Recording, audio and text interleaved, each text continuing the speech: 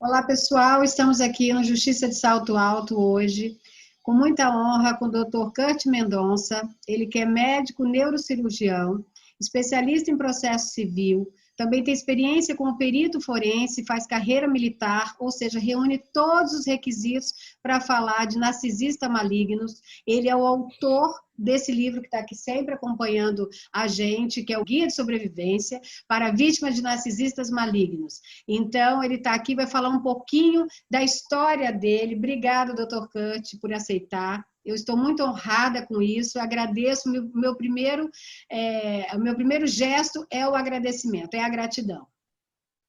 Eu aqui agradeço por participar do seu projeto, que é um projeto muito bonito de proteção a pessoas vulneráveis, que muitas vezes estão ali sofrendo sem ter a quem recorrer, do abuso camuflado, com dificuldade de serem ouvidas, muitas vezes desacreditadas. Sim. É uma satisfação muito grande, tem tudo a ver o nosso trabalho, e esse nosso livro, esse projeto, quanto mais pessoas divulgarem, melhor. Rose, eu sempre falo que quanto mais pessoas souberem do assunto, menos poder terão esses abusadores camuflados de seguirem impunemente machucando pessoas umas após outras. Sim. E eu agradeço, doutor Kurt, pelo seguinte, é um tema que agora que começa a ser ventilado, eu falei isso até nas apresentações pequenininhas que eu já fiz sobre o livro, né? E faço com muito orgulho, com muita satisfação, e está sempre aqui comigo me acompanhando, como eu já disse. O nome é bastante grande, é um guia de sobrevivência mesmo, para quem já leu sabe disso, e eu indico. E aqui o nosso lema no Justiça de Salto Alto é do despertar como vítima à superação. Eu sei também que o que te motivou a escrever esse guia foi a sua história. Eu queria então que o doutor falasse um pouquinho sobre esse reconhecimento enquanto vítima, como já com a sua formação, né, que isso independe, eu quero passar isso para as pessoas, então a formação médica, a formação jurídica, toda essa experiência, e ainda assim, demora-se o reconhecimento e a superação que chegou até esse livro aqui, a elaboração do livro. Queria que você falasse um pouquinho sobre isso. Ou sim, um prazer. Eu, mesmo com a formação médica e jurídica, mais de 40 anos da minha vida, eu costumo dizer que eu vivi um inferno na Terra. Eu digo que eu tirei uma loteria trocada. Mesmo sem mencionar nome de ninguém, Rose, Sim. Mesmo sem mencionar nome de ninguém, houve 4 tentativas na justiça de censurar este livro. Porque, veja, na verdade eu falo vários contextos, eu não estou falando especificamente de uma pessoa A, B, C ou D. Sim. Eu acho até que o que dá até mais alcance a esse meu livro é que eu tomei esse cuidado de fazer a coisa de forma ampla e impessoal. Mas, pessoalmente falando, tudo que tem nesse livro eu sofri na pele. E quando ou seja, eu tive relacionamento afetivo com verdadeiros demônios em pele de cordeiro. Tenho familiares que, inclusive, que deixaram de falar comigo por conta dessa obra. Até hoje não falam comigo. Foi uma excelente bênção, inclusive, porque eles diziam que eu estava escrevendo um livro sobre A, B ou C, familiares. Que, na verdade, tem sim coisas que eu sofri deles nesse livro, mas eu não estava falando deles especificamente.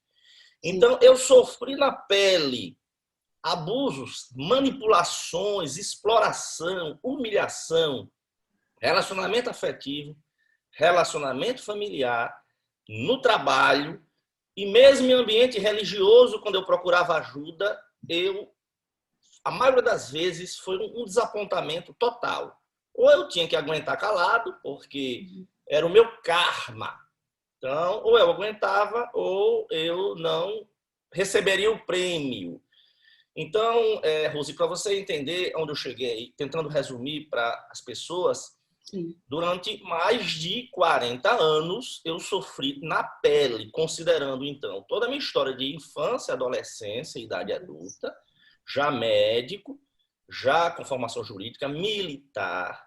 E todas as vezes que eu procurava ajuda, psicólogo, psicanalista, psiquiatra, ninguém conseguia me explicar. E eu sabia que aquilo não era normal. As condutas das pessoas que tinham me machucado muito, eu sempre acreditei que não era normal as pessoas viverem tendo prazer em passar a perna nos outros e humilhar os outros. Isso não era normal. Sim. Aí como é que você chega adoecido, com ansiedade, com depressão, você fica com insônia, você sofre até acidente automobilístico de tão desequilibrado que você fica. Então, este livro, Rose, foi uma tentativa de explicar, na verdade, o meu achar uma saída para mim. Sim. Eu até digo para os pacientes, se eu não tivesse, assim, eu tive ainda a felicidade de resistir à tentativa de suicídio. Mas eu posso lhe dizer com segurança, não foi uma, 2 ou 3 vezes que eu pensei em suicídio, não. Foram muitas vezes. Porque quando a pessoa pensa em suicídio, e isso eu vejo com os pacientes, na cabeça da pessoa, ela está querendo dar fim à própria dor. Na cabeça dela. Sim. E eu tive a felicidade de não enveredar por esse caminho e que eu acho até assim, que não sei se foi um prêmio do alto, que disse assim, parece depois que você passou por essa aprovação aí, na verdade aqui está o prêmio, nós vamos dar agora para você o quebra-cabeça para que você use isso para ajudar outras vítimas. Então o que eu fiz foi isso, experiência pessoal, tentando ajuda não tive, a perplexidade quando eu comecei a conhecer o assunto de que os profissionais de saúde mental não entendiam, como ainda não entendem. Isso, nosso trabalho começou em 2014, são 6 anos já. Muitos profissionais de saúde mental continuam ignorantes na temática. Sim. Foi daí que, junto com dezenas de pessoas com quem eu compartilhei no privado, eu não tinha nem rede aberta na época. Sim. As pessoas começaram a me relatar os casos e foi daí que veio esse projeto. E até o nome, viu, Rose? Até o nome foi sugestão das vítimas mesmo. Esse meu livro nem nome tinha. Sim. Foi, inclusive, eu submeti as pessoas como seria. Porque, assim, primeiro, narcisista maligno, ninguém usava esse termo do Brasil. Sim. Até eu começar esse trabalho em 2014, ninguém usava esse termo, narcisista maligno. O pessoal falava em psicopata. Até hoje, se você falar narcisista maligno por aí, muita gente vai achar que você está falando grego, realmente. Né? A questão da falar de narcisismo sem falar um caminho de libertação para as vítimas não tem muito sentido. O objetivo que as pessoas me pediram no livro era exatamente explicar que aquele sofrimento não era culpa delas, mas que tinha, sim, mesmo um caminho sendo doloroso, havia um caminho de libertação. Então, esse foi o propósito. Entendi. Ótimo. E o propósito está ajudando, com certeza, muitas vidas, eu não tenho dúvida disso. E a gente tem que propagar que, como você bem colocou, não só isso, nós vamos falar mais à frente, muitos profissionais não conhecem, ainda não falam, mesmo profissionais de saúde mental, não falam sobre o tema, agora que está começando realmente a ser ventilado. E aí, às vezes, até eu me refiro, né? O judiciário não está dando o devido valor, mas como você bem já colocou, os próprios assistentes que poderiam mostrar isso aos juízes, etc., ainda não, muitas vezes não tem esse conhecimento e a vítima continua desesperada, como você coloca muito bem. Eu queria, assim, o tema é vasto e para a gente passar para o público um pouquinho, que não entende ainda, ou que não sabe, ou vai ler o livro, que é ótimo, mas também queria que você pontuasse, até para chamar a atenção dos pontos, como você definiria um narcisista maligno e qual modus operandi, qual modo de agir dele, assim, alguns pontos principais, alguns requisitos. Claro, sem dúvida nenhuma. A ciência chama narcisista maligno, que é a pessoa que ela tem um alto amor além do sadio. Como assim, Kurt? Porque o alto amor é indispensável para que você seja uma pessoa psicologicamente saudável, feliz, pleno. O problema é que uma pessoa que quer promover a sua prosperidade, pisando nos outros, sugando as outras pessoas, manipulando, explorando, querendo brilhar, derrubando as pessoas com quem convive ou com quem trabalha. Essa pessoa que quer prosperar, sugando, derrubando, enganando as demais pessoas, isso é chamado narcisista maligno. É aquela pessoa que, em qualquer contexto que ela convive, ela não vai ter limites para se dar bem. Então, é uma pessoa que não respeita limites no sentido de segredos, no sentido de dinheiro, no sentido de limites físicos. Então, essas pessoas, todo narcisista maligno, que é essa pessoa que quer se dar bem passando a perna nos outros, todo narcisista maligno é um abusador. É uma pessoa que abusa, não é, ou seja, ele machuca os outros, ele explora os outros, ele quer se dar bem à custa dos outros, querendo se promover à custa dos outros, sabendo que faz o mal para os outros. Mas ele tem a sensação de que tem o direito disso, porque ele é melhor do que todo mundo. Então, as pessoas são apenas, como é que eu vou dizer, são apenas degraus que ele pisa na cabeça dele, que ele pisa para conseguir chegar aos seus objetivos. Então, o importante as pessoas entenderem é que quando a gente fala de narcisista maligno, a gente está falando de abusador. Mas assim, em que sentido, Curti? Principalmente, o nosso objetivo é falar sobre os abusadores camuflados. Como é isso? Aí é que entra a questão das famílias disfuncionais, em que um parceiro explora, humilha, deprecia o outro, ou um pai humilha, explora, deprecia, manipula um filho, ou um irmão, ou seja, ou no trabalho, no ambiente religioso. Então, o narcisista maligno, em síntese, é uma pessoa que tem, Rose, uma perversão moral. Em que sentido? O nosso limite de pessoas que temos moralidade, respeito, não é que eles não saibam o que moralmente é correto ou errado. Eles sabem. Só que, diferentemente de nós que jogamos conforme as regras do jogo, eles vão dar um jeito de jogar baixo, sem nenhum remorso. E mesmo quando pegos em flagrante, você documenta que ele, por exemplo, desapareceu com o dinheiro da mulher, espoliou o patrimônio dela, transformou a vida da mulher em um caco. Se você pega tudo, ele ainda vai negar, ainda vai inventar uma mentira para encobrir todas as mentiras que ele fez.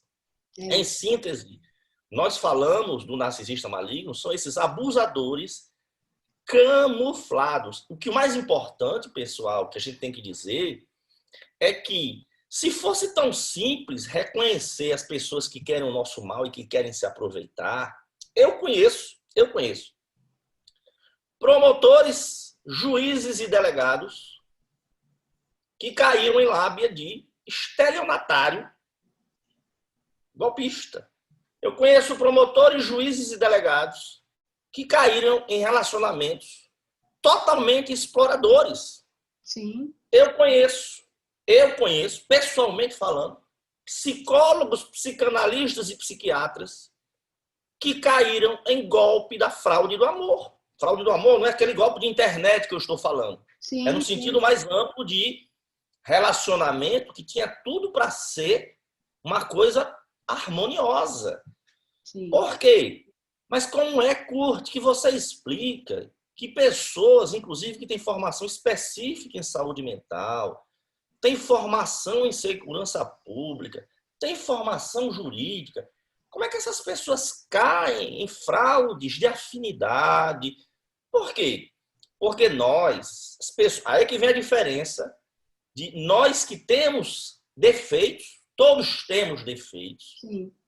todos nós temos, mas nós temos remorso. Nós pensamos 1 milhão de vezes antes de machucar os outros. Machucamos às vezes porque nós não somos perfeitos. Mas esses narcisistas, eles se dão bem exatamente aproveitando-se desse nossa barreira. Eu falo o seguinte, que nós que temos sentimentos, que a gente chama de pessoas empáticas, nós temos a barreira do remorso e do sentimento. Sim. O narcisista, ele não tem a barreira do remorso e do sentimento. Eles usam os sentimentos das pessoas para fisgá-las, para manipulá-las, para se darem bem às custas dessas pessoas. Ok? E assim, é importante você dizer, porque o narcisista, eu vivo dizendo isso e eu percebo, lidando com vítimas, com outras mulheres, você percebe que, como você bem disse, o abusador, normalmente, ele tem esse transtorno, podemos dizer assim, que é a maldade mesmo, que falando transtorno, parece que você está amenizando para ele, né? Não quero nenhum ponto disso. É justamente a maldade. Ele é a maldade personificada. É isso que eu percebo nas relações, nas experiências jurídicas que eu tenho. E quando a pessoa escolhida, ele angaria confiança, ele angaria ser confidente, e depois são pessoas incríveis, que têm liberdade, independência, ou que têm algum status, alguma coisa que ele não tem. E ele realmente se aproxima daquela pessoa pelo poder mesmo dela. E depois ele tenta desconstituir aquele mundo, aquela pessoa, justamente talvez na tentativa de se autoafirmar, eu não sei exatamente. Mas é isso que me passa. E a pessoa, a vítima, fica ali enclausurada e se julgando culpada por essa situação que você acabou de falar, da dissimulação, das novas mentiras para justificar as anteriores. Então, as vítimas estão cada vez mais naquela teia, e elas ainda se culpam porque eles fazem todo um jogo psicológico para isso. É triste, mas é real. E sem contar que ele mudando de vítima, que também já aconteceram casos assim, ele carrega qualidades da vítima anterior.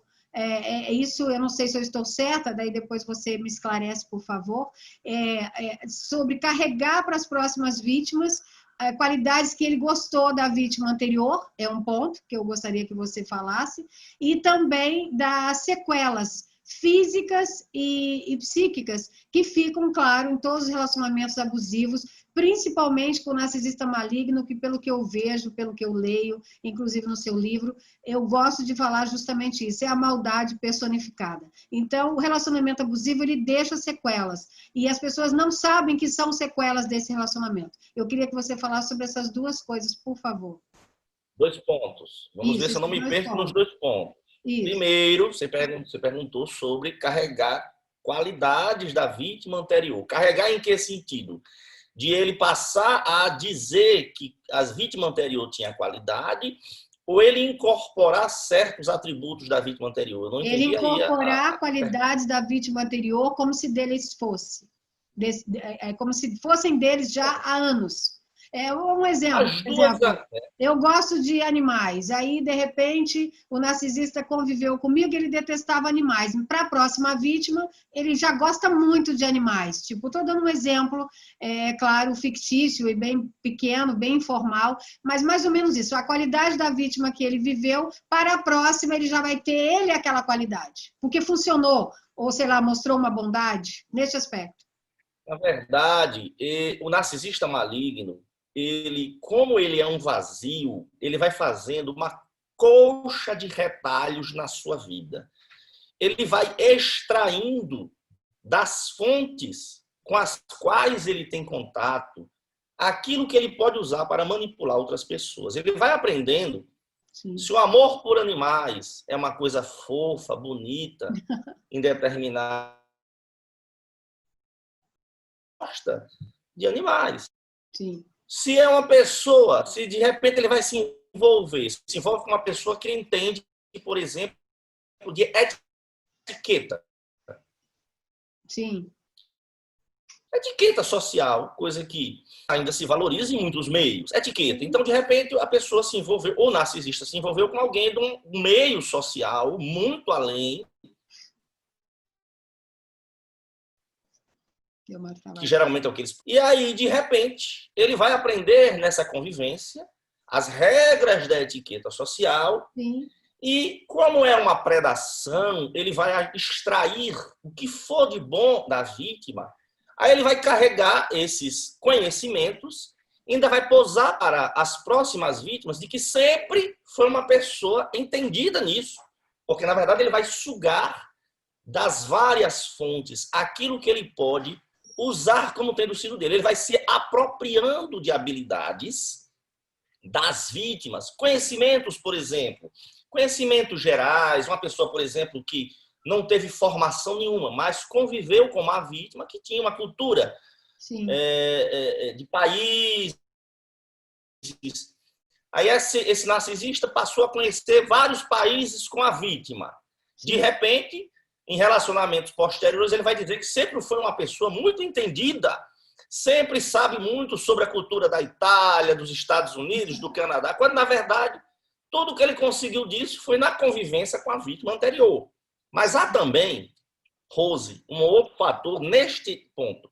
Muitas vezes o narcisista usa qualidades da vítima anterior para causar ciúme na nova vítima.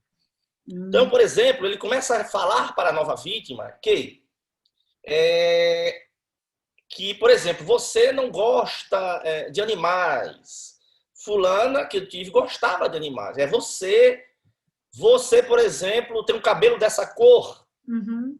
Na verdade, eu sempre gostei mesmo de um cabelo. Eu conheço vários casos. O cara faz a nova vítima colocar silicone, mudar a cor de cabelo, fazer isso, fazer aquilo. De tanto o narcisista comparar com o ideal supostamente que é. Só que, mesmo a vítima fazendo todos os gostos, aumenta isso, tira ali, coloca isso, nunca vai agradar, porque é um buraco negro. Sim. Nunca vai agradar. Então existem esses dois pontos. Ele se apropriar de aptidões do passado para posar como sempre foi o portador, porque ele tem um senso de grandiosidade. Ele se apropria das finanças das pessoas, dos conhecimentos, de tudo que puder, e vai posar para todo mundo mostrar como se sempre fosse dele.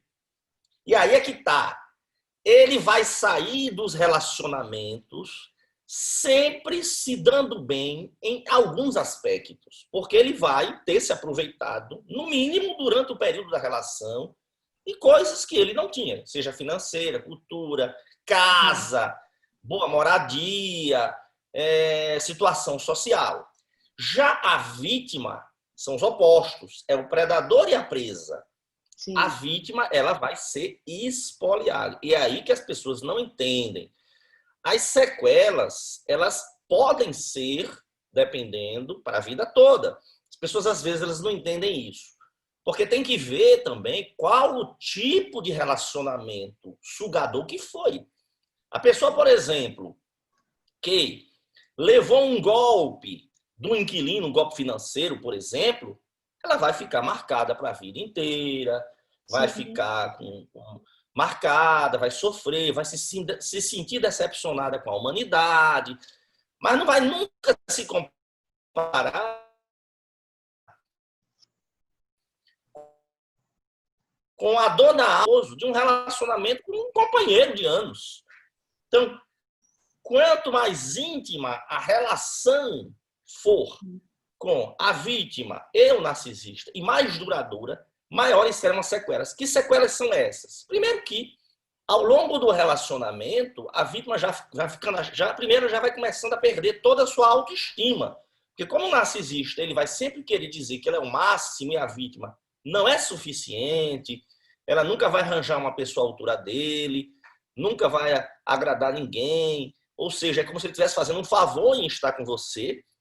A pessoa vai perdendo sua autoestima ela vai vivendo outra coisa. Como ele fica puxando conflitos do nada para manipular, apertar os botões emocionais da vítima, ela fica eternamente pisando em ovos. Então, a perda da autoestima e o estado constante de estresse vão fazendo com que os hormônios do estresse elevados no sangue, eu costumo dizer, Rose, que os hormônios de estresse elevados no sangue são como uma ferrugem que vai corroendo a gente. Eu comparo para as pessoas entenderem, porque as pessoas, às vezes, elas ficam com dificuldade. Eu digo, olha, aqui, por exemplo, eu moro perto da praia.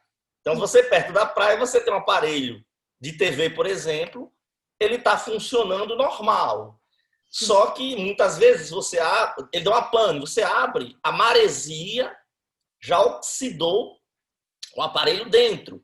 Então, quando a gente convive com um narcisista, é como se a gente fosse sendo oxidado dia após dia.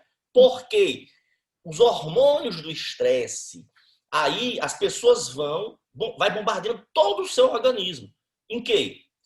Esquecimento, falta de sono, ansiedade. A pessoa começa a ser uma pessoa irritável até. Sim. Muitas vezes até.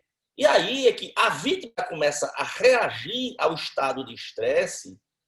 E como o narcisista é um manipulador, ele tem duas caras, todo mundo de fora que está vendo, ele é o tranquilo da relação. Sim. E a vítima é a desequilibrada. Então existe o quê? A pessoa vai perdendo a sua sanidade mental, que vai ficando ansiosa ou deprimida, sua saúde física, porque ela pode ficar com hipertensão, abre uma gastrite, uma arritmia, problemas de pele, começa a adoecer sem explicação. E, além disso, totalmente com os nervos em frangalhos. Mesmo quando esta pessoa rompe ou é descartada desse relacionamento, mesmo depois disso, ela vai carregar sequelas para a vida inteira. Sim. Igual uma pessoa que foi para o campo de batalha e fica tendo pesadelos, rememorando os traumas. Uma pessoa, por exemplo, que passou... imagina uma pessoa, guardadas as devidas proporções, que sobreviveu a esse acidente agora lá do Líbano, de Beirute. Sim. Nunca mais essa pessoa vai deixar de ter pesadelo com um acidente desse. Aí a pessoa diz, se você não está exagerando, aí é que está, não. Existe a síndrome do estresse pós-traumático, de um trauma agudo. Por exemplo, a pessoa é assaltada, tem a arma na cabeça. Sim. Ele teve um trauma agudo. Mesmo assim, ela vai ter uma sequela.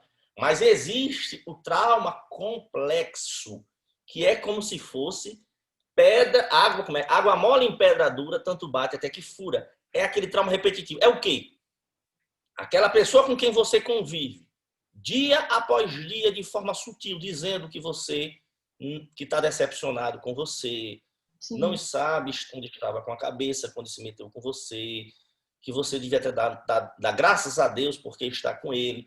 Então, você vai sendo corroído dia após dia.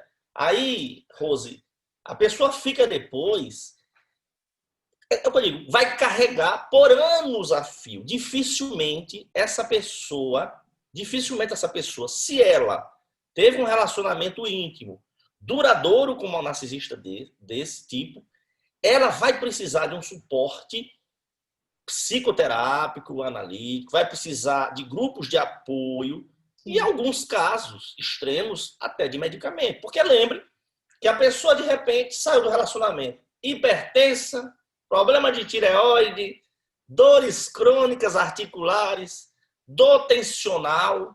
Estou cansado de ver gente que convive com abusador, ela tem uma dor de cabeça que se chama cefaleia tensional. Eu até tinha um post antigo, eu nem tenho mais, vou procurar, em que eu até mostro a diferença da cefaleia, da enxaqueca, da hipertensão e do narcisista. Porque a enxaqueca da hipertensão, mais localizada aqui, a da enxaqueca aqui, e lidar com o narcisista na cabeça toda. E a pessoa tem uma dor que é uma dor mal explicada, é uma dor que a pessoa vai para o pronto-socorro mesmo, chega a tomar opioide. Nossa. E ninguém resolve. E essa paciente, eu tenho vários casos As pessoas não entendem como é que você, fazendo um ambulatório de neurologia e neurocirurgia, dá diagnóstico de vítima de narcisista. Eu digo, exatamente. Porque a pessoa chega para mim, já é o fim do ciclo. Ela já está totalmente desequilibrada. Então, ela já está doente. Quando ela chega para mim, e que eu investigue que não tem, aí vem a pergunta estratégica. Pelo amor de Deus, tem que ter alguém infernizando a sua vida. E é aí que o que é que acontece? O que é que acontece, Rose? Existe até uma resistência do paciente em reconhecer que a sua doença é reflexo de um relacionamento tóxico. A própria pessoa, muitas vezes, ela não acredita. Precisa de um tempo para cair a ficha, entendeu? E é importante. Pode prosseguir.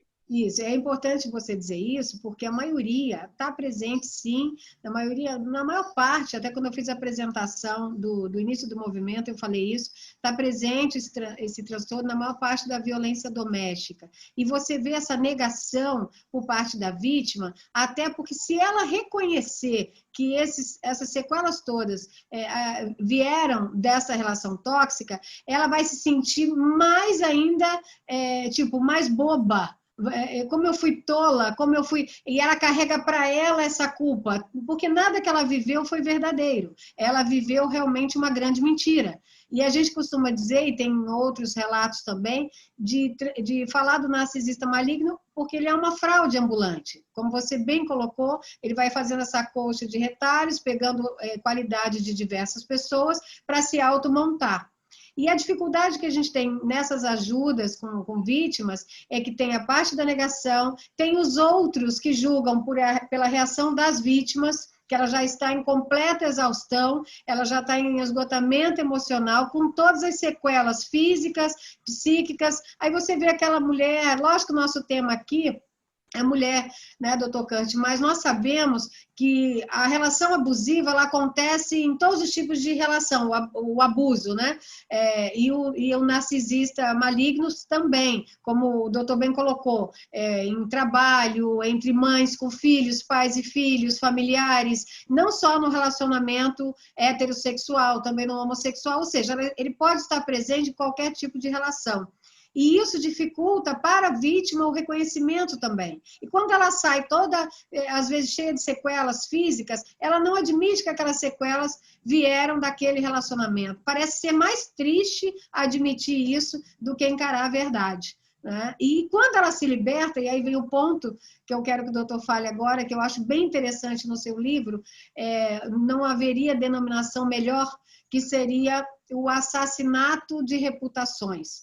Quando a vítima consegue uma certa força e sai desse relacionamento, ela já sabe que ela vai perder.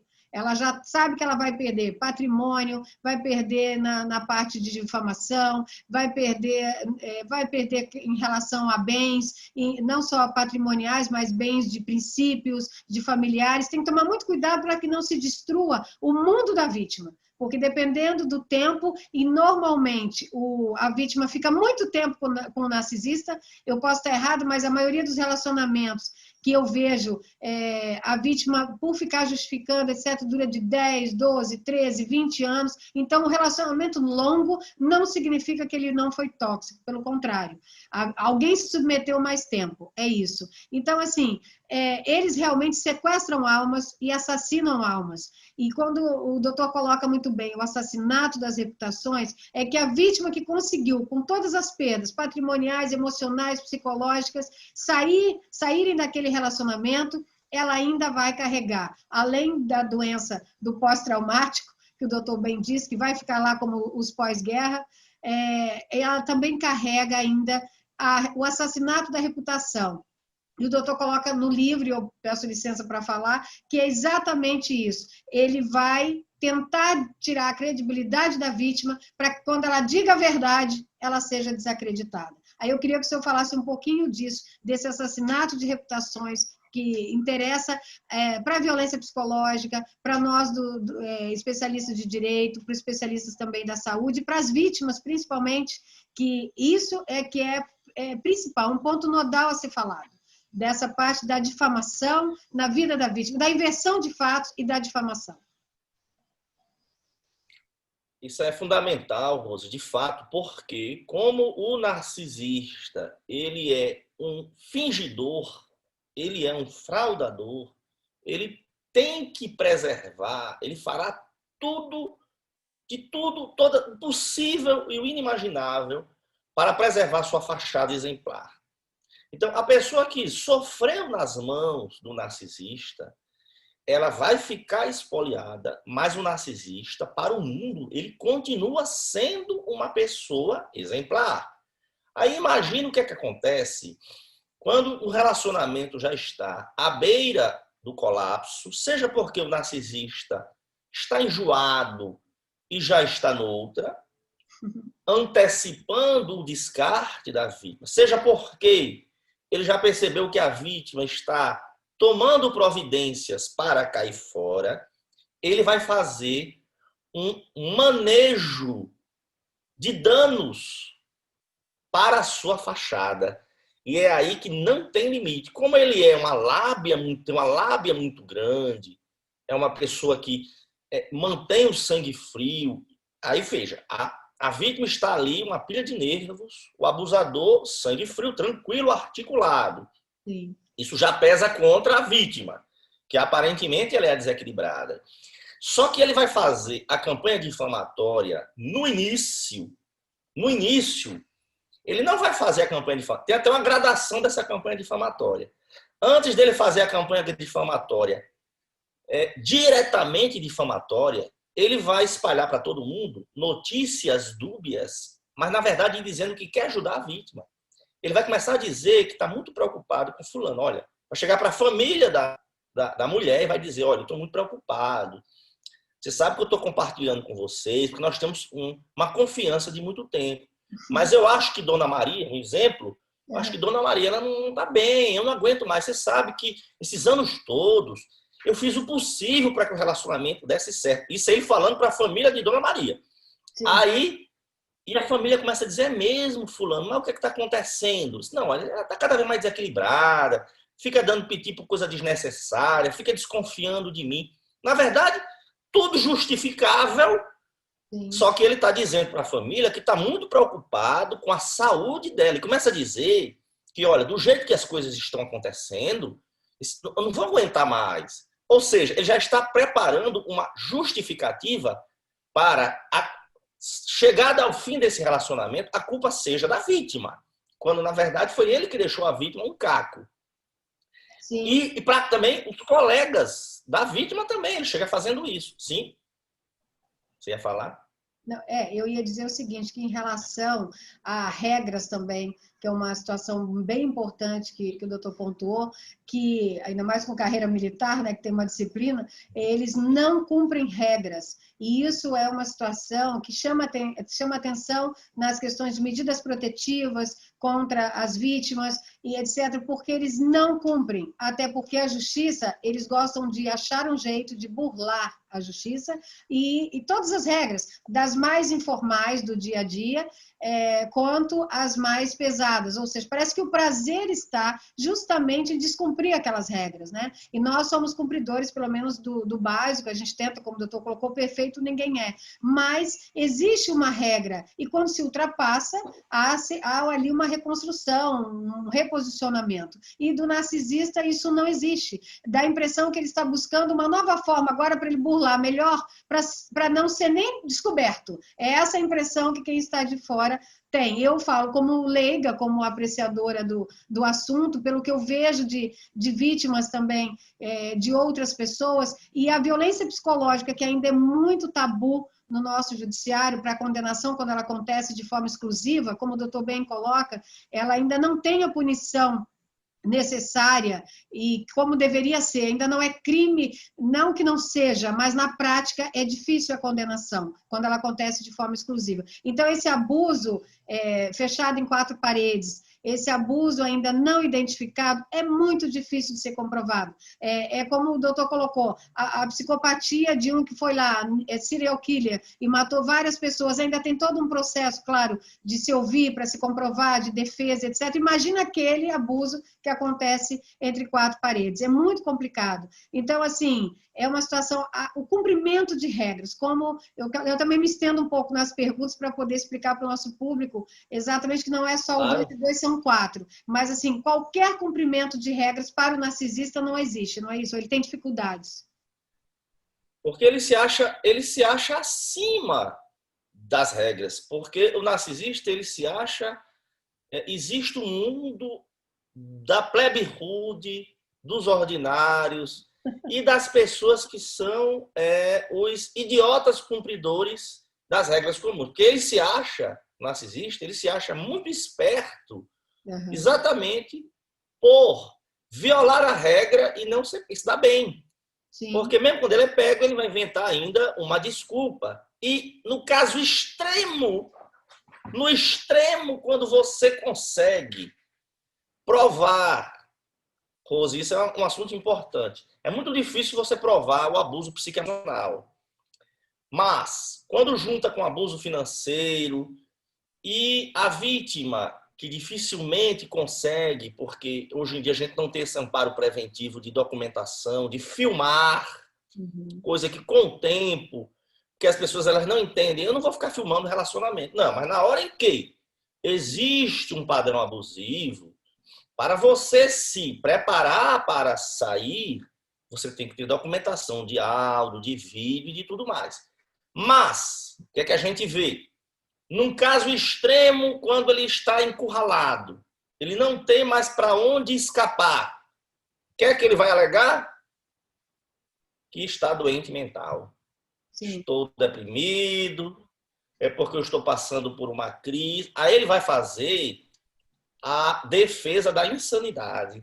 Só então é que ele vai agora usar a defesa da insanidade e vai sair de psiquiatra em psiquiatra até conseguir um laudo. E consegue, viu, Rose?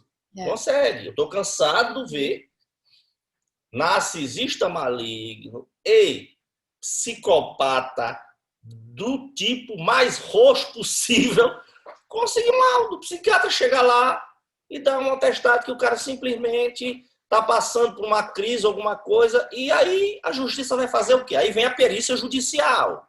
Sim. Coisa que a perícia criminal, coisa que na questão criminal, questão criminal, existe um total, é porque os nossos tribunais, em geral, eles não têm, eles incharam em outros sentidos, mas na equipe de apoio, sim, não há. Eu estou cansado de ver mulheres pedirem avaliação psicossocial que dura 5, 6, 8 anos. E o menino não consegue ser avaliado. Como é que uma mãe que está numa briga, vamos dizer, um litígio com um pai abusador, está querendo proteger o seu filho? E digo isso porque eu conheço casos de mulheres que estavam tão desesperadas pelo abuso, tão desesperadas, que elas chegaram a pensar em suicídio, como eu mesmo lá atrás cheguei. Sim. E ela, naquele desespero, diante de familiares, dizendo: eu não aguento mais essa vida, meu Deus, eu queria sair daqui, eu queria ter paz. Resumindo, ela saiu do relacionamento, conseguiu, por conta deste trecho que foi falado na frente de familiares. Ela saiu sem nada, sem filho, e tem anos que ela tenta resgatar uma guarda compartilhada de filho, porque a guarda está unilateral, porque ela saiu como doida da história. Sim, tem muitos casos. E anos ela não consegue. O que eu quero dizer? Se não se consegue uma avaliação psicossocial de uma criança, no sentido de a escola e tudo mais, que dirá uma avaliação de um abusador, quando os próprios profissionais de saúde mental, eles são muito, mas olha, medrosos mesmo até de se meterem com isso, pelos riscos inerentes, né? Sim. Os riscos inerentes. cara vai participar de uma perícia dizendo que o abusador é abusador, o cara sabendo o que fez, amanhã o perito desaparece. É mais ou O menos. perito desaparece. Então, assim, existe essa... então as pessoas não querem se comprometer, não querem. Nessa história, a vítima, ela é vítima pelo que sofreu nas mãos do abusador, ela é vítima porque a família acha que ela tem que carregar o fardo, ela é vítima porque a igreja acha que ela tem que aguentar, ela é vítima porque ela vai pro... Olha, parece piada quando eu digo isso, mas, Rose, eu ouvir de psicólogos, tem uma corrente de psicólogo, não sei se você já está digno, ele é uma pessoa difícil e que tem que ser compreendida.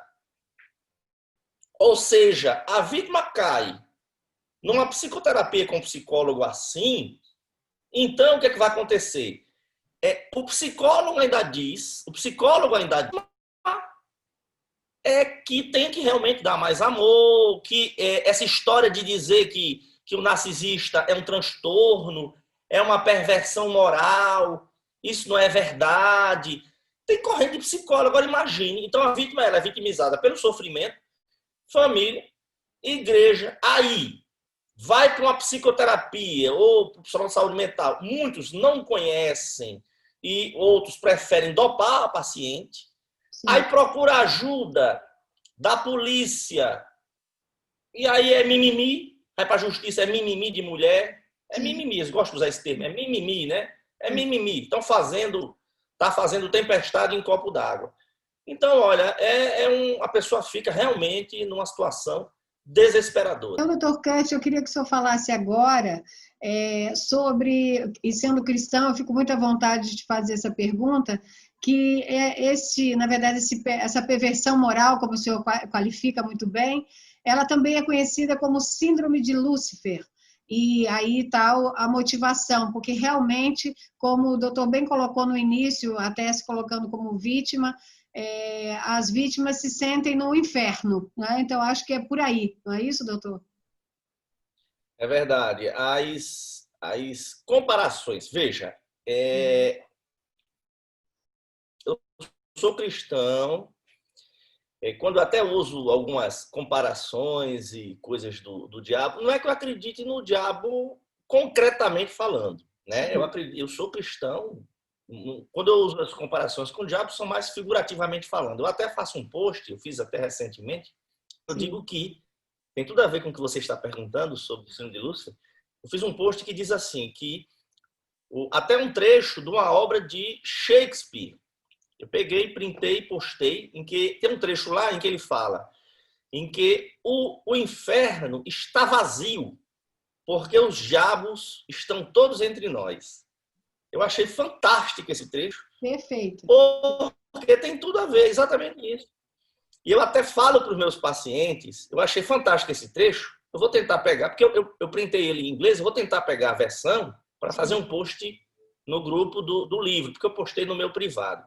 Sim. Mas eu achei fantástico isso, porque eu falo, Rose, para as vítimas que nos procuram, e nas nossas conversas de ajuda e tudo, eu digo, olha, para vocês terem ideia da maldade de que é capaz de fazer o narcisista, eu digo para os pacientes, se o próprio demônio aparecesse na minha frente, eu digo até de uma forma jocosa, eu diria para ele, olha, você não me assusta mais, porque todos os seus discípulos eu já conheci pessoalmente.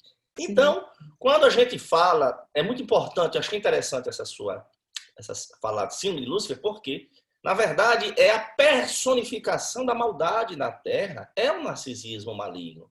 E eu gosto quando você fica relutante em usar o termo transtorno, eu também fico.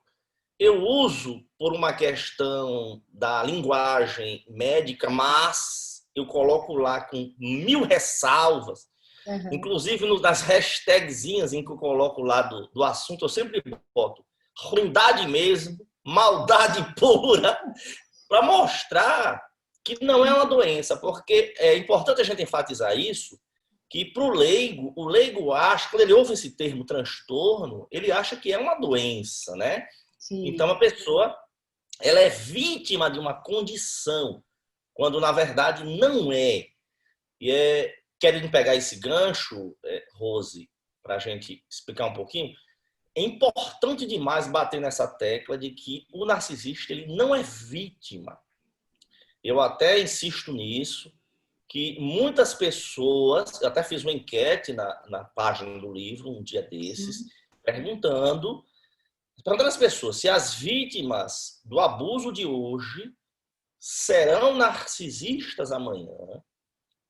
E alternativa B, se o narcisista de hoje foi abusado antes, e outra dizia, as duas estão corretas, e a quarta dizia, não estão corretas. O que é que eu quero dizer? Para minha surpresa, um enorme percentual de pessoas disseram que é correto. Que a criança abusada de hoje, ela vai ser o abusador de amanhã, e que o narcisista de hoje, ele foi abusado na infância. Eu bato nessa tecla que isso não é verdade. Porque eu conheço, porque existem coisas, Rose, que as pessoas vão repetindo sem uma avaliação crítica. Sim. Eu conheço, você conhece com certeza, filhos de pais abusadores que tem toda uma circunstância de vida disfuncional, mas que você tem A, B, que são pessoas de bem, e você tem um C que não deu para nada. Fosse assim, todo filho de pais abusadores seria um abusador. Mas as pessoas acham isso. Ou seja, as pessoas tendem a achar que o abusador de hoje ele foi vítima.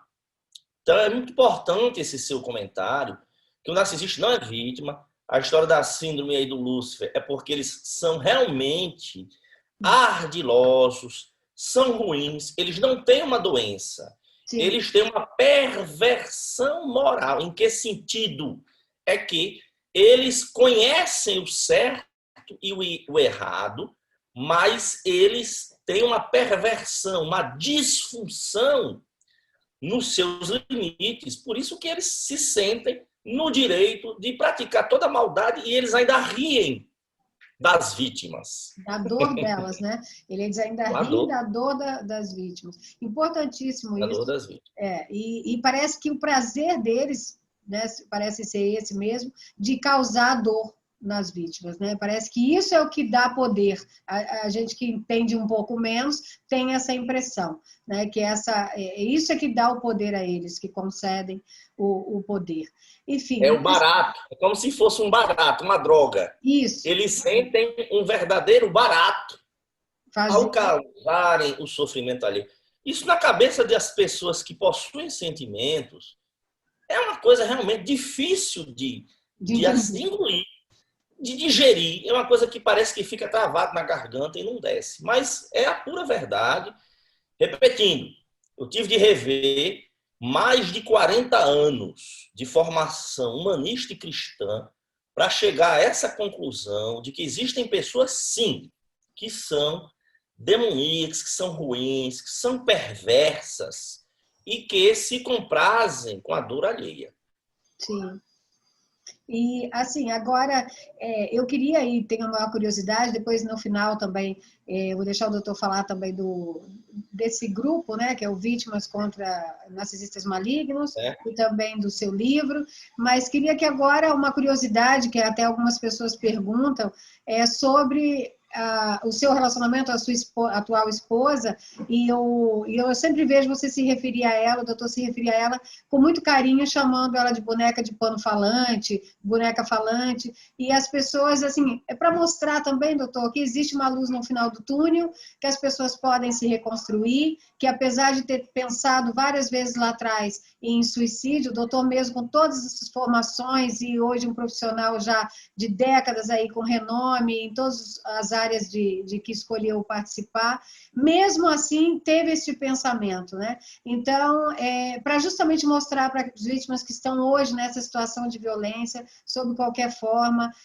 que há essa esperança de se reconstruir, de achar, sim, uma pessoa, de viver um relacionamento natural e de poder até participar e dividir isso, e as vitórias, que hoje o doutor colocar isso no livro não deixa nem só de ser uma questão de utilidade pública para muitas pessoas, e o que eu puder fazer para divulgar, eu vou fazer por ideologia, por ser apaixonada pela causa, e acho que o doutor foi corajoso de escrever, e quero deixar isso aqui sobre esse tema, inclusive porque envolve aí profissionais de saúde e de uma certa falha que nós temos ainda em verificar essa perversão moral. Então, eu queria que o doutor falasse dessa superação mesmo, dessa reconstrução no sentido pessoal. Porque no sentido profissional nós já sabemos, estamos aqui com um livro, mas também no sentido pessoal. Claro, todos os sentidos. Inclusive, essa dedicatória à minha esposa, ela tem uma dupla significação. Não é só a minha superação. Sim. Na verdade, quando eu a conheci, ela não falava, mas não é porque não era muda, ela não falava. Simplesmente, eu conversava com ela, ela só abria o olho preto e não falava. Tinha um verdadeiro bloqueio. Mas por quê? Aí vem a história da criação por personagens disfuncionais. Sim. Então, como ela cresceu, tudo o que fizesse era errado, qualquer opinião que emitisse era ruim, então ela simplesmente não falava. Aí foi que a gente foi se conhecendo, foi se soltando, e aí isso é uma brincadeira, um paralelo que eu faço com a história do Sítio do Pica-Pau Amarelo. Porque a Emília do Sítio do Pica-Pau Amarelo era a boneca de pano que não falava. Sim. E aí o doutor Caramujo deu a pílula falante e ela passou a falar. Então, na verdade, foi uma reconstrução para mim e uma reconstrução. Na verdade, hoje ela fala até mais do que eu. Fala pelos cotovelos. A reconstrução foi perfeita. Foi. Aí eu brinco que eu sou o doutor Caramujo que dei a pílula falante. E, na verdade, nós dois enfrentamos essa superação. Eu no sentido de tudo que você imaginar, familiar, afetivo, trabalho, e ela no sentido da criação familiar. E sobre essa história da coragem que você falou, da superação, eu tive a oportunidade de fazer uma apresentação para profissionais de saúde mental sobre o nosso livro. Na verdade, eu já fiz várias apresentações e a gente vai continuar falando. Mas o curioso é que ali só tinha profissionais de saúde mental. E eu, que não sou psiquiatra, nem sou psicólogo. Sim. Mas a minha surpresa foi a surpresa deles diante do caminho que eu percorri para escrever o livro e como eu consegui construir uma tese de um tema que, na verdade, por exemplo, nem eles têm unanimidade, quer dizer, nem eles se entendem. Sim. Eu consegui escrever de uma forma simples. E aí eles chegaram, alguns disseram para mim assim, Curti, a gente fica até envergonhado de nenhum de nós aqui ter tido a iniciativa de escrever. Porque depois que a obra está pronta, meu pai dizia, o mundo é cheio de feitor de obra feita, né? Sim. Ele disse assim, Curti, a gente fica até envergonhado de nenhum de nós aqui ter tido essa iniciativa. Agora que você está falando, a ficha caiu de fato, porque eu falei lá nessa reunião de que os profissionais de saúde mental ficam tratando a reação da vítima ao abuso. Mas aí é que está o grande diferencial. É que os narcisistas malignos, eles não vão para tratamento. Se eles vão para o profissional de saúde mental, eles vão querer se beneficiar de alguma coisa, um laudo, um atestado, uma justificativa para um ato criminoso, Sim. Dar um golpe de alguma gente. Ou porque ele foi pego com a mão na botija e a família disse, olha, você vai ter que fazer uma terapia. Ele vai para enganar. Sim. Então, não existe. Eu até, na época que eu estava escrevendo o livro, Rose, eu fiz uma enquetezinha nas redes. Eu fiz assim, na verdade as pessoas mandaram, eu até publiquei na época as perguntas mais comuns. As pessoas perguntaram porque para escrever esse livro de 2014 a 2019, eu coloquei aí 80 referências. Sim. Mas eu li na época, isso nas minhas redes, que eram anteriores ao livro. Eu publicava trechos, eu fiz publicações de mais de 200 livros. E as pessoas me perguntaram quantos profissionais de saúde mental eu tinha lido especialistas em narcisismo, especialistas em tratar narcisistas. A pergunta era essa. Sim. E eu disse, não tem. Exatamente por isso. Mas aí a gente entende também por que a carência bibliográfica. Porque, como o narcisista não procura tratamento, os profissionais de saúde mental eles ficam preocupados muito mais em se especializar naquilo que vão ter os pacientes procurando eles, né? Sim. Foi daí a minha... Olha só como as coisas vão se encaixando. Foi daí a minha perplexidade quando os 2 livros que deram a guinada nesse estudo foi exatamente de uma psiquiatra que ela trata a vítima, que é Irigoyen. Quando eu li esse livro, que é de Irigoyen, eu disse, caramba, agora que ela explicava narcisismo, ela usa o termo francês, narcisismo perverso. Sim. E foi um livro que realmente foi o primeiro livro sobre o assunto que eu li. Mas o curioso é que ela é vitimologista, ou seja, ela é uma psiquiatra especialista em cuidar de vítimas de tudo que você imaginar, Sim. de estresse, de acidente. Então, foi graças a essa formação de tratar vítimas que ela terminou se dedicando ao narcisismo maligno. Então, isso já foi a primeira coisa que fez sentido. Aí, qual não é a minha surpresa? Um segundo livro que também caiu do céu sobre mim foi o de Sam Vaknin, que eu fiquei até surpreso na época. Sam Vaknin é um judeu que mora na Macedônia e ele é um narcisista, confesso. Por isso que eu falo que o livro de Sam Vaknin é a Bíblia do narcisismo. Só que ele não é assim, é um livro até chato de ler, porque assim, ele é muito rebuscado, difícil. Ele faz questão de escrever difícil. A verdade é essa. Aliás, até um traço dele, ele até diz que o narcisismo dele faz com que ele escreva muito difícil. Parece que ele quer, parece até certos ambientes jurídicos que nós conhecemos. Sim, sim. O cara faz uma questão de escrever. Só que tem gente que escreve num juridiquês bonito, mas com profundidade. Sim. Né? E tem gente que escreve sem profundidade. No caso de Sevec, ele tem uma profundidade, mas ele escreve numa linguagem realmente complicada. E não tem tradução para o Brasil, para o português. Mas o que me chamou a atenção? Caramba, então não existe livro escrito por profissionais de saúde mental, exceto, na época, a de Irigoyen e o Narcisista Maligno. Foi daí que eu, para minha surpresa, eu descobri uma outra série de livros escritos por um narcisista também. Esses narcisistas resolveram escrever, porque na verdade eles foram pegos com a mão na botija. Sam Vaknin chegou a ser preso por um golpe financeiro lá em Israel. Sim. Ficou preso lá vários meses e passou por uma crise existencial. E na prisão ele escreveu o primeiro esboço do livro. Teve um insight, né, do mecanismo de funcionamento dele. Então, foi daí que veio o esboço do livro. Já o H.G. Tudor, que é um britânico, Sim. que, por pressão da família, ele foi se submeter a tratamento psicoterápico. E o cara é tão articulado, sabe tanto a dinâmica do narcisismo, que os psicólogos disseram, sabe uma coisa? Você vai fazer uma coisa pra gente. Você vai passar a escrever sobre isso. Então, ele tem mais de 20 livros que, infelizmente, também não tem nenhum em língua portuguesa. Você veja a nossa carência, né? E aí foi quando, Rose, eu conheci esses 2 narcisistas, a literatura dos 2, e Irigoyen, e foi daí que eu passei a ler sobre relatos de vítimas. Coisa que lá fora existe essa liberdade de muito tempo das vítimas. Isso agora que a gente está começando de uns anos para cá no Brasil, isso já tem... pelo menos 2014 para cá que eu passei a estudar isso, eu tive acesso a blogs, a livros escritos por vítimas.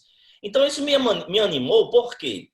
Porque havia livro escrito por vítima que dizia, olha, eu não sou profissional de saúde mental, não sou, Só que eu sofri na pele o inferno na terra, tenho agora, achei explicação, estou escrevendo um livro curto, não tem propensão de ser academicismo para ajudar. Foi daí que quando eu fui lendo, aí eu fui montando as peças do quebra-cabeça, eu disse, sabe uma coisa, se eu for esperar um dia que venham psiquiatras, psicólogos escrever sobre isso, na verdade eu já estava praticamente com as peças do quebra-cabeça para montar. Outras, mas estava para montar. Sim. Foi quando as pessoas pediram.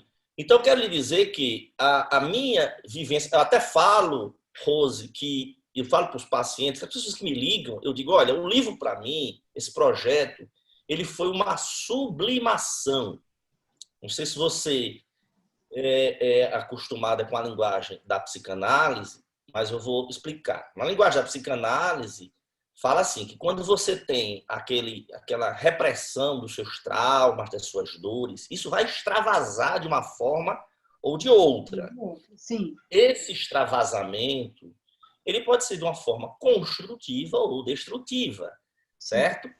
Tanto que dos métodos iniciais da psicanálise era exatamente fazer com que o paciente extravasasse o seu trauma, que na verdade é o que acontece hoje, por exemplo, quando o paciente, uma vítima, procura a gente para ajudar, ela quer, na verdade, vomitar logo o seu sofrimento.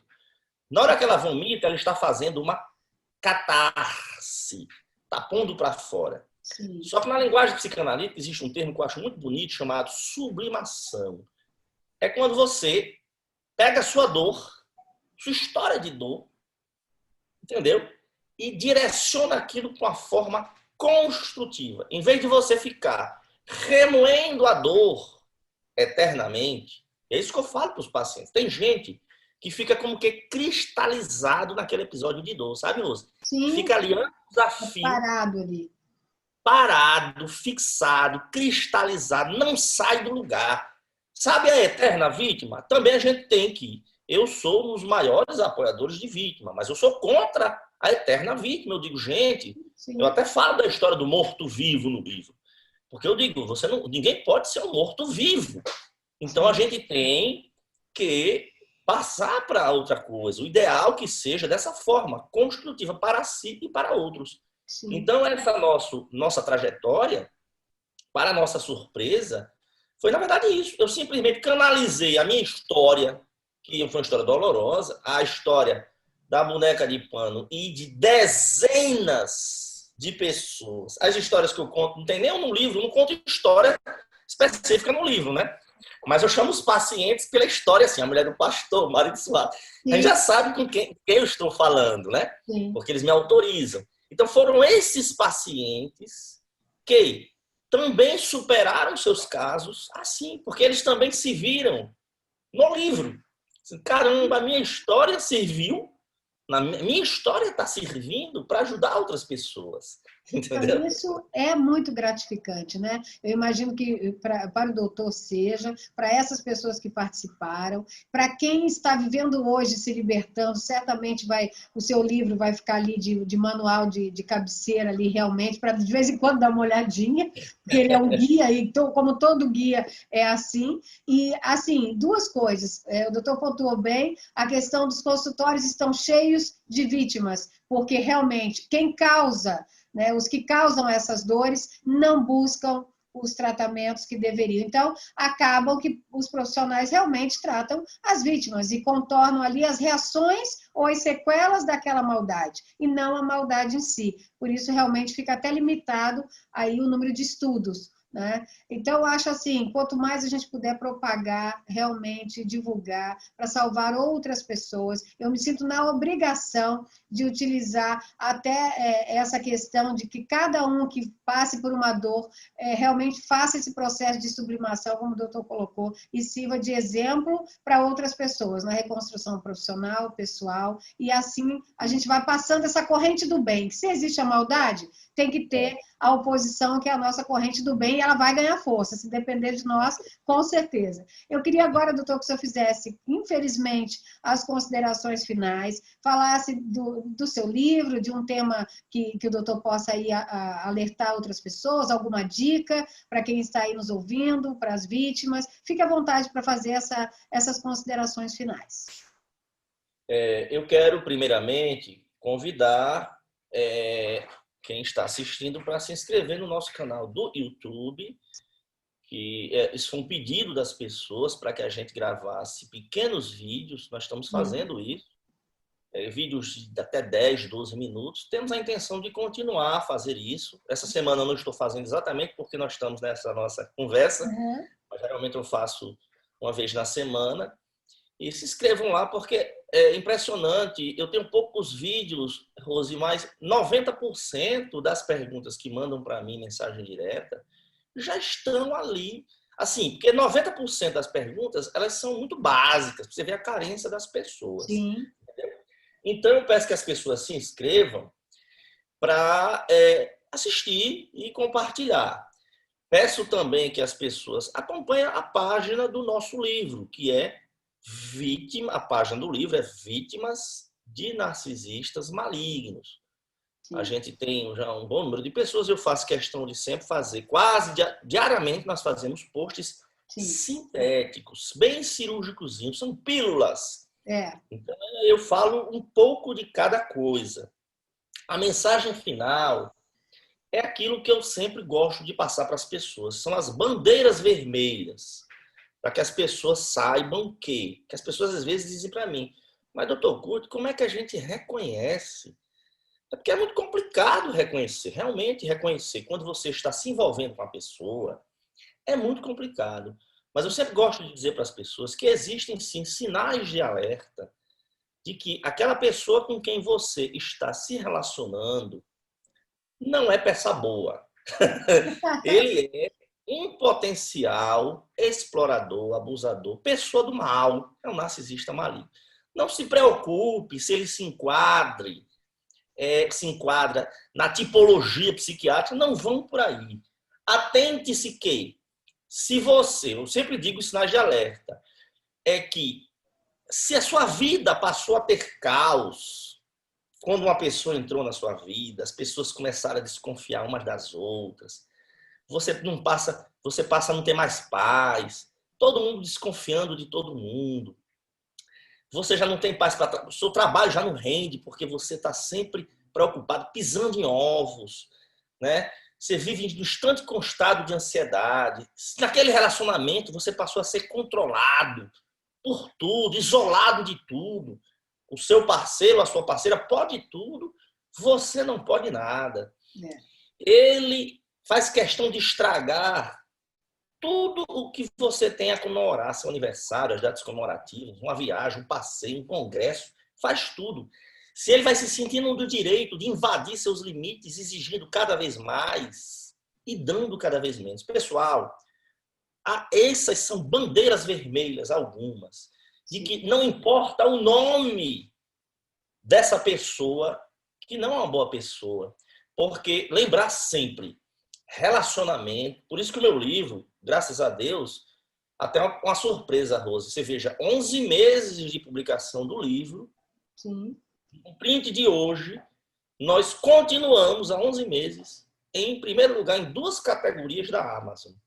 Quer dizer, você vê em abuso sexual e relacionamento disfuncional.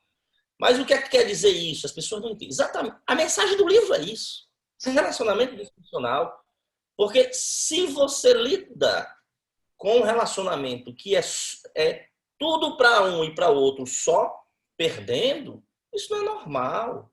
Então, não vão nessa onda de eternamente dar oportunidade sem. Ok? Ok. Então, vamos, infelizmente, finalizar. Eu agradeço imensamente, fiquei orgulhosa, tenho orgulho do teu trabalho, acompanho as redes sociais, o que eu puder fazer, divulgar, orientar, prestigiar, eu vou fazer. Aí eu queria também, então, o doutor falou da Amazon Prime, o livro está lá, só para a gente poder informar, se interessar. Amazon.com.br em suas versões digital e física, mas como nós temos a nossa tiragem e esse livro de papel ele é atrelado ao dólar, sim. Se a pessoa passar a mensagem direta lá no Instagram para nós, ele compra por 40% do valor da Amazon e a gente manda para todo o Brasil. Então pode comprar na amazon.com.br em suas versões digital e física, ou diretamente conosco. É só passar a mensagem direta no Instagram ou no Facebook, Vítimas de Narcisistas Malignos. Sim. Toda semana a gente manda muitos livros, graças a Deus, para as pessoas. A gente faz a dedicatóriazinha, bota uma mensagenzinha. Sim. Não, salvando vidas, é isso que importa, é de utilidade pública, e eu vou fazer questão de divulgar sempre que puder. Eu também tenho o meu, tenho a minha dedicatóriazinha, com muito orgulho, mostrando que eu pedi realmente, e fiquei apaixonada pelo trabalho. Eu tenho muito orgulho e, assim, saber que pessoas de várias áreas estão se dedicando para salvar outras numa situação de violência. Aqui o nosso lema é realmente da vítima à superação, o movimento é realmente idealizador neste aspecto, sabe, doutor, de contribuir de várias formas, através de várias áreas, para aquela vítima que não vê saída, e ela saber que tem ali uma forma de sair daquele buraco negro, daquela situação, e como o doutor reconstruir suas vidas e levar uma vida profissional digna, apesar das críticas de quem, de alguma forma, se identifica com o narcisista maligno no livro, porque também tem isso, né, doutor? As pessoas que se identificam não vão gostar. Isso, mas aí fazer o quê? É o combate do bem contra o mal. E eu vou continuar aqui nessa luta, espalhando aí a corrente do bem. Tá, doutor? Mais uma vez, muito obrigada. Um beijo para sua esposa, para a boneca de plano falante. Graças a Deus, ela também reconstruiu a vida dela e encontrou o doutor Caramujo aí na vida dela. Tá? Muito obrigada. Boa noite. E nós aqui do Justiça de Salto Alto ficamos aqui com essa entrevista maravilhosa e com esse tema que demoraria muito tempo aqui para a gente exaurir toda essa situação. Obrigada, boa noite, e fiquem aí todos bem, e obrigada mais uma vez, doutor Cândido. Quer falar mais alguma coisa? Não, muito obrigado, e que o céu nos proteja. Sim, em divulgar tudo isso, né, doutor? Realmente. Que Deus nos abençoe.